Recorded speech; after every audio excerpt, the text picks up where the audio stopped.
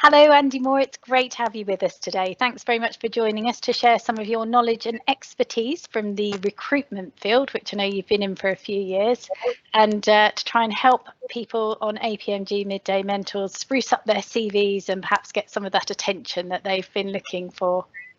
Oh, yeah, you're very welcome. Thanks for having me. Andie, we've been talking recently and you were giving me some fascinating insights as to how CVs are sort of looked for through algorithms, etc. Can you tell us a little bit about that, please? Yeah, absolutely. From a recruitment point of view, lots of people don't really know how recruiters find CVs. There are an awful lot of job boards out there, and most recruitment companies have access to them all.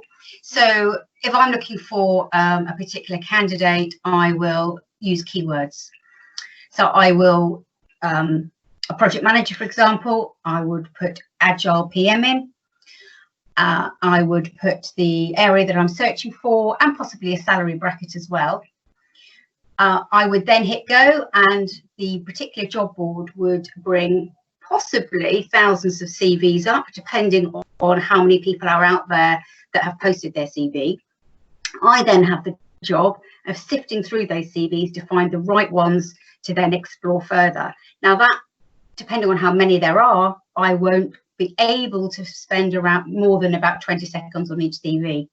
Wow. So it is absolutely imperative that people looking for a job have a CV which is very easily readable and has the right keywords on there that I will be looking for. So have you got any top tips as to what people can do to their CV to make sure that they're not booted out, or to highlight their skills? Absolutely. Due to the fact that recruiters can't spend too long on a CV, is to make the profile at the top no more than, I would say, 6 lines, very punchy, and then each job with the job title, the date, and some bullet points about what the key responsibilities of that role. Some people, personally, I quite like a section of achievements, because I can then quickly look down on those achievements, and that may bring up what I've been looking for, and it may make me look at that one more than another one, who another CV may well have that achievement, but they haven't put it down. So accolades,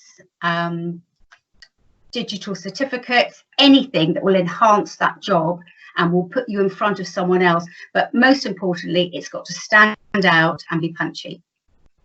That's brilliant. Thank you very much. And so would you say that sometimes, if we're being very fair, that choice is a little bit subjective? So might you be looking for something that another recruiter might not be, and vice versa?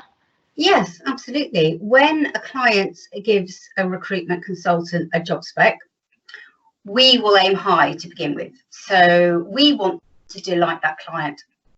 So they may, let's stick with the project management, they may not have asked for Agile PM.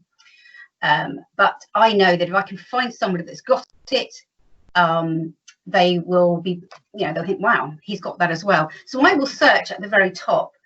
And then if I get 100 CVs and only 3 have got that, I will look at those first and probably spend a bit more time on those ones that have brought up what I want. And it may be that they're not suitable, so I will then sift down, and I gradually will drop. If I can't find what I'm looking for, then I'll drop again, then I'll drop again. So it might be that they've asked for Agile PM and not one CV's come up with it. So it's very, very important to get those certifications on your CV so you don't get looked over. Because some people, I think, do the work, do the studying, and then don't actually share the certification. So that's good advice. Yeah. Yes, they do. They might not think it's relevant. They might just forget. But yes, it's very common for people not to get those on their CV. It's incredible to think of that, from where we're from. But that's great, Andie. Thank you very much. And have you got any advice on the kind of length of CV that somebody should use? Does it change? Presumably someone that's been working for 20 years has a longer CV than someone that is a graduate, but what's your advice there? Absolutely. I would say no more than 2 pages. And yes, somebody that might have had 25 jobs, only put the relevant jobs down, you know, the last 5 jobs. If somebody is going for a particular role and they've only been in that industry maybe 10 years and had 2 jobs in that industry, the other jobs aren't really that relevant. But what I would say is, dependent on what type of job you're going for, and I'm just going to use this analogy, that we also look for passion and drive. So to get that out of a CV, if I'm recruiting for a sports salesman selling fitness trackers, monitors, if there is nothing on their CV that shows any passion to be in that industry, like they haven't worked anywhere in sports before, it might be they're straight out of uni, for example, they've done a sports science degree and they want to get a job in the sporting world, but they've not done any part-time jobs in that area, they've not worked in a sports centre, they've not touched it at all. I will look at it and think, well, there's no passion there to be in that industry.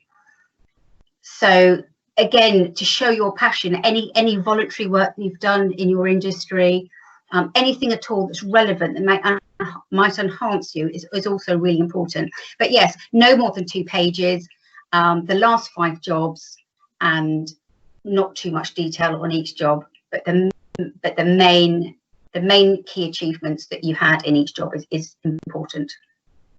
Okay, that's brilliant. Andie Moore, thanks so much for sharing your expertise with us. I'm sure you'll be helping a huge amount of people that are on furlough at the moment and looking for work. And I think, in summary, you need to be succinct. You need to keep those top 5 relevant jobs front of mind. Cut down those words, but include the key information and achievements that you've done. And one that I like to hear is definitely share those certifications as well. Yeah, absolutely. Thanks very much indeed, Andie. Okay, thank you. Bye-bye.